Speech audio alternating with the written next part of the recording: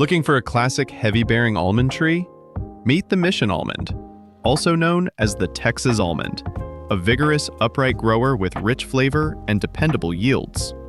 This tree grows 15 to 20 feet tall and wide, and thrives in full sun, but prefers some afternoon protection in Phoenix. It does best in well-draining soil, and may be sensitive to salty conditions. It produces medium hard-shell almonds with small to medium plump kernels. The flavor is sweet, with a slight bitterness, perfect for roasting and snacking. It blooms about 6 days after nonpareil, and harvest time runs from late September through mid-October.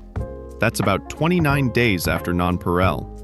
Mission requires around 500 chill hours and is considered semi-self-fertile. You'll get better yields when paired with varieties like All-in-One, Caramel, Hall's Hardy, Price, Butte, or Padre.